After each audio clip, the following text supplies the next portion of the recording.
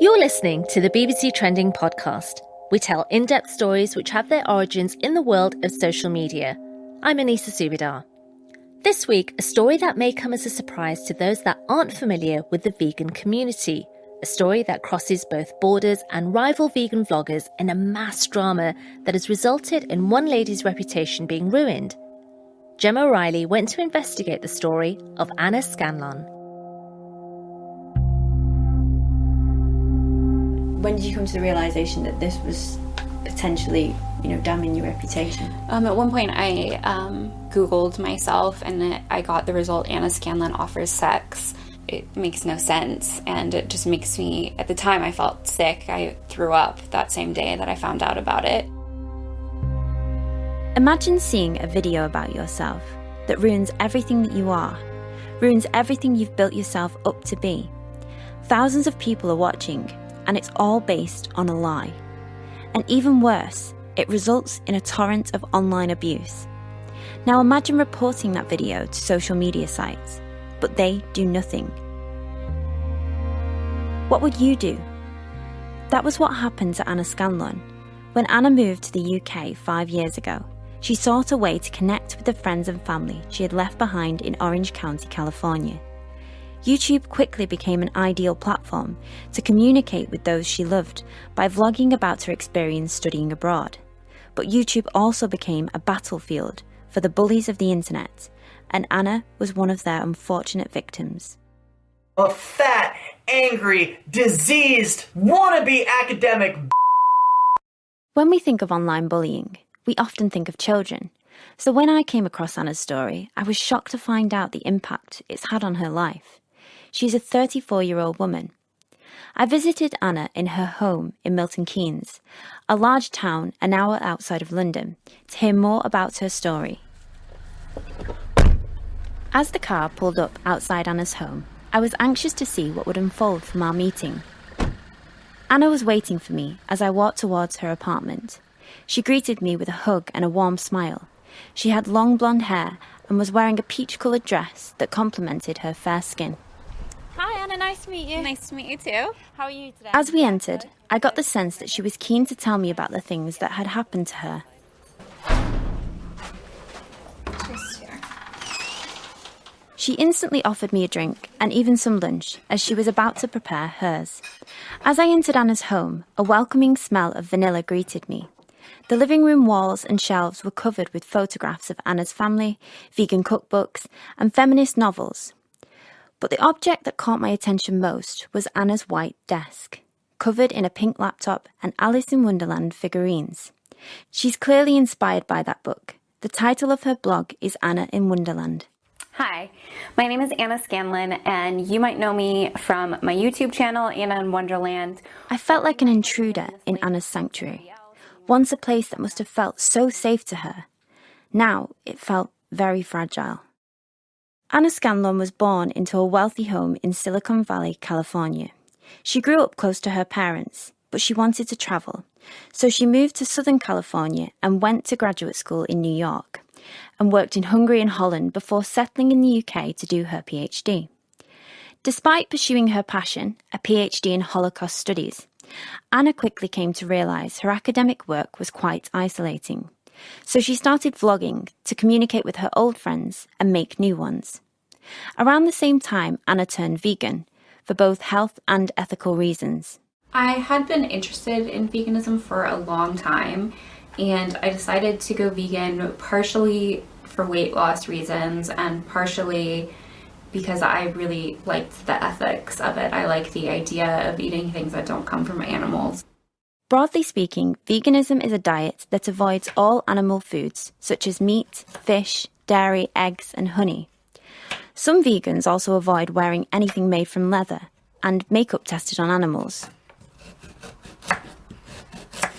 Vegans form a very close-knit and sometimes intense online subculture.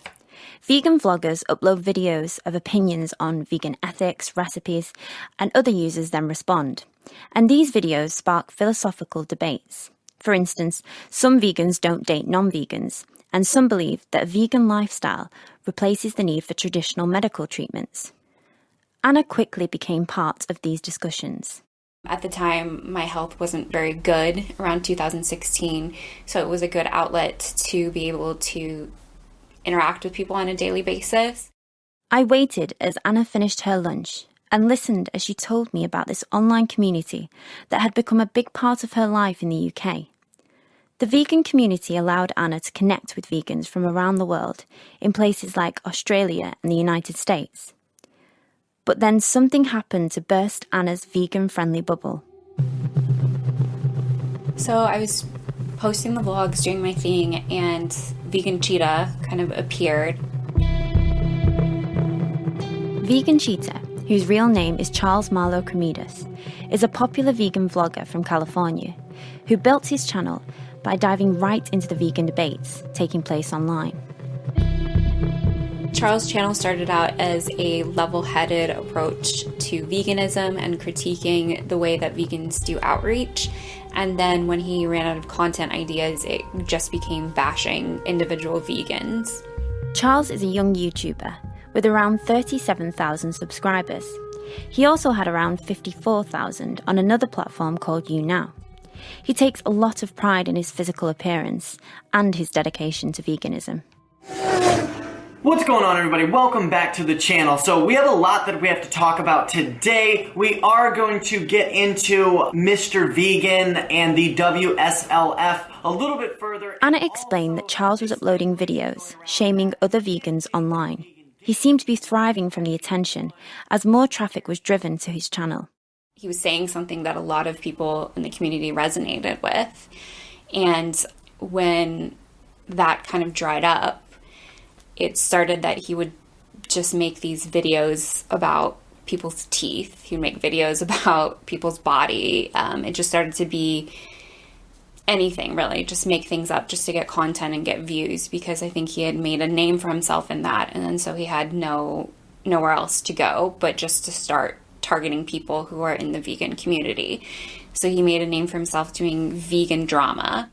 As that drama started to escalate, Anna started to question vegan Cheetah's morals, and so did many of her online friends. Anna stated in a private Facebook group that she didn't agree with some of the content that Charles was uploading.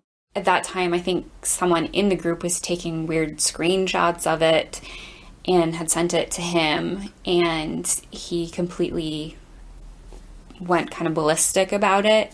He claimed that I called him on Skype and exposed myself to him against his consent and started performing acts on myself after he told me that he was not interested, which has never happened. That is completely from his imagination. It makes no sense, and it just makes me, at the time I felt sick. I threw up that same day that I found out about it. From that point, the situation only got worse. In late 2016, Anna logged onto her computer, as she did every day, to post her vlog. He used YouNow for a 4-hour broadcast to say that I had masturbated to him on Skype. YouNow is a live streaming site where users can broadcast videos in real time. Vegan Cheetah's 4-hour broadcast on YouNow became more and more explicit and detailed about his tale of Anna on Skype.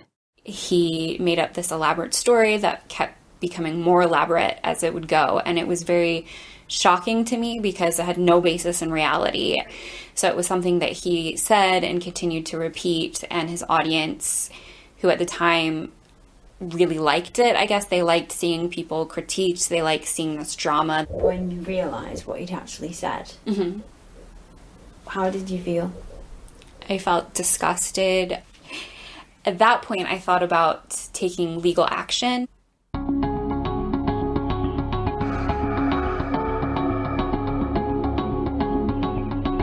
In April 2017, Anna Scanlon decided to sue Charles Marlowe Cremidas for defamation in a court in California.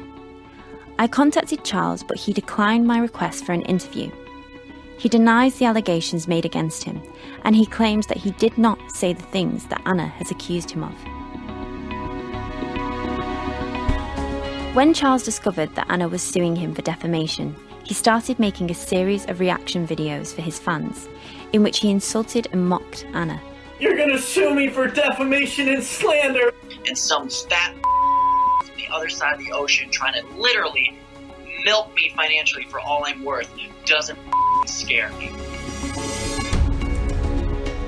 Charles declared on his sites that his vlogging career is his sole source of income. He's reportedly made $35,000 in total across several social media platforms. While Charles continued to create his videos about Anna, his fans encouraged his content by sending him money. The more controversial the video, the more traffic it generated. This led me to wonder why the social media platforms were keeping individuals like Charles on their sites.